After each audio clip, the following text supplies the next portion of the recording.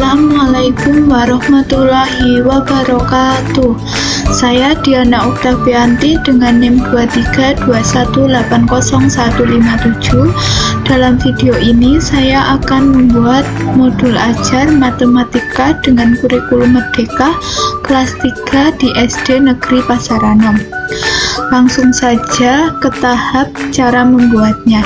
Yang pertama, kita siapkan tabel modul ajarnya, kemudian isi modul ajarnya ada informasi umum, identitas sekolah, kompetensi awal, profil pelajar Pancasila, sarana dan prasarana, target peserta didik, model pembelajaran. Yang kedua ada kompetensi inti, yaitu tujuan pembelajaran, pemahaman bermakna, pertanyaan tematik, kegiatan pembelajaran, asesmen atau penilaian, dan juga pengayaan dan remedial. Yang terakhir ada lampiran, yaitu lembar kerja peserta didik atau LKPD. Yang kedua bahan bacaan guru dan peserta didik. Yang ketiga glosarium, dan yang terakhir daftar pustaka.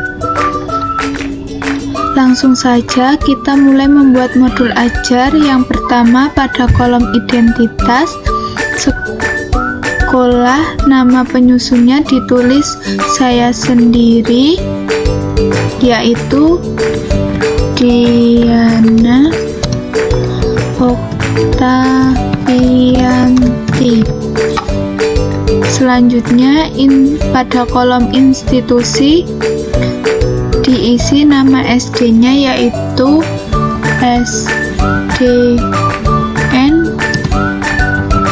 Pasaranom, tahun pelajaran tahun 2024, jenjang sekolahnya SD atau sekolah dasar, mata pelajaran matematika kelas 3 fase B. Jadi ada 3 fase, yaitu kelas 1 dan 2 fase A, kelas 3 dan 4 fase B, dan kelas 5 dan 6 itu fase C. Jadi karena ini kelas 3, maka masuk ke dalam fase B. Elemennya kita bisa melihat di panduannya, yaitu elemennya pengukuran, capaian pembelajarannya itu bisa dilihat di panduan yang tadi. Ini saya langsung copy saja.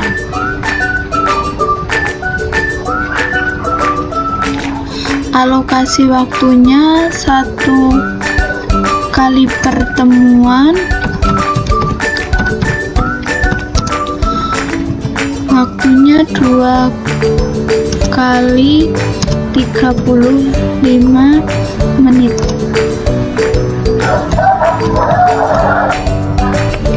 Selanjutnya kompetensi awal. Di sini saya sudah membuat modul ajar untuk mempersingkat waktunya.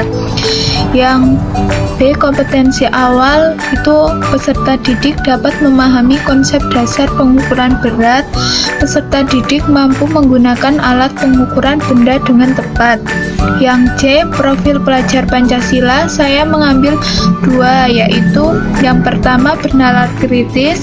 Peserta didik dapat berpikir logis dan analitis dalam memahami konsep pengukuran panjang dan berat benda dengan satuan baku. Yang kedua, gotong royong, yaitu peserta didik mampu bekerja sama dan saling membantu dalam proses belajar mengukur panjang dan berat dengan satuan baku. D, sarana dan prasarana. Yang pertama, materi pokok, materi yang diperlukan untuk pengukuran berat dengan satuan baku dapat mencangkup konsep dasar pengukuran berat, satuan berat yang digunakan, dan metode pengukuran berat yang benar. Yang kedua, buku siswa dari Kemendikbud atau Kementerian Pendidikan, Kebudayaan, Riset, dan Teknologi Republik Indonesia. Yang ketiga ada timbangan, dan yang terakhir ada alat tulis. F yaitu target peserta didik. Peserta didik reguler 20 karena dalam satu kelas berjumlah 20 siswa. Model pembelajarannya yaitu model pembelajaran tatap muka. Selanjutnya ada komponen inti, yaitu yang pertama tujuan pembelajaran. Peserta didik dapat mengukur berat benda menggunakan satuan baku. Peserta didik dapat memahami konsep pengukuran berat benda. Ini saya ambil dari panduan yang tadi. Yang kedua, B. Pemahaman bermakna, yaitu peserta didik akan diajak untuk memahami konsep pengukuran berat dengan satuan baku melalui pengalaman bermakna. Peserta didik dapat lebih memahami manfaat pengukuran berat dalam konteks kehidupan sehari-hari mereka. C. Pertanyaan pemantik. Yang pertama, bagaimana kamu mengaitkan konsep berat dengan kehidupan sehari-hari? Yang kedua, mengapa penting untuk menggunakan satuan baku dalam pengukuran berat? Yang ketiga, bagaimana cara memilih alat pengukur yang tepat untuk mengukur berat suatu objek? D. Kegiatan pembelajaran. Ini menyangkut kegiatan pembuka, inti, dan juga penutup.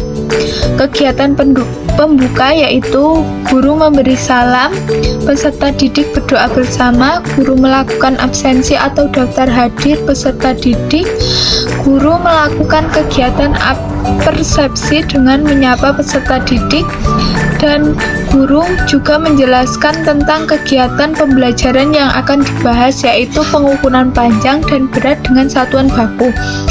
Yang kedua, kegiatan inti, yaitu guru mengarahkan peserta didik untuk menyiapkan alat tulis dan buku. Peserta didik menyimak dan mengamati materi yang dijelaskan. Guru dan peserta didik melakukan tanya jawab terkait isi materi tersebut. Peserta didik menjawab pertanyaan yang diajukan oleh guru, dan peserta didik perwakilan maju untuk mempresentasikan hasil kerjanya. Yang terakhir ada kegiatan penutup. Guru mengapresiasi hasil kerja peserta didik. Guru menyampaikan kesimpulan dan materi yang sudah disampaikan. Ajak peserta didik melakukan ice breaking agar peserta didik tidak bosan. Dan yang terakhir, setelah pelajaran selesai, guru menutup kegiatan belajar dan dilanjutkan dengan berdoa. E. Asesmen atau penilaian. Di sini saya mengambil penilaian.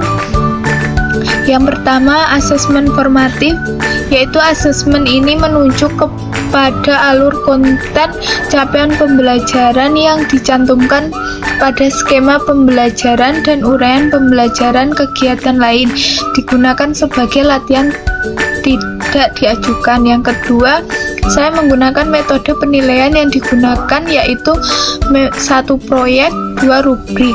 Proyek dilakukan secara mandiri maupun berkelompok. Guru dapat menilai presentasi akhir proyek, laporan, dan keterlibatan siswa. Yang kedua, rubrik.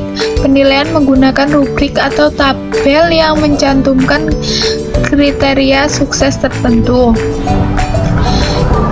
Yang F, pengayaan dan remedial. Pengayaan diberikan untuk menambah wawasan peserta didik mengenai materi pembelajaran yang dapat diberikan kepada peserta didik yang telah tuntas mencapai capaian pembelajaran ataupun CP. Yang kedua, remedial. Remedial diberikan kepada peserta didik yang capaian kompetensi dasarnya atau LKPD belum tuntas.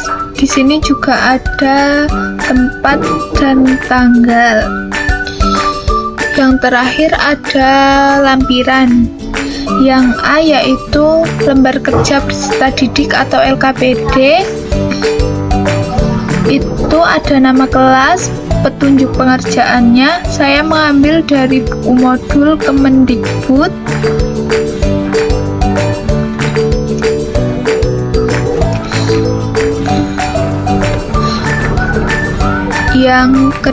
Yang B, ada bahan bacaan guru dan peserta didik, buku siswa, Kementerian Pendidikan Kebudayaan Riset dan Teknologi Republik Indonesia atau Kemendikbud. Yang C, glosarium, gunakan istilah penting sesuai materi. Dan D, daftar pustaka Kementerian Pendidikan Kebudayaan Riset dan Teknologi Republik Indonesia atau Kemendikbud.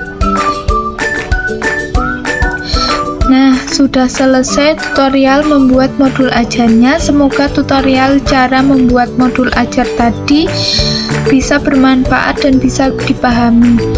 Wassalamualaikum warahmatullahi wabarakatuh.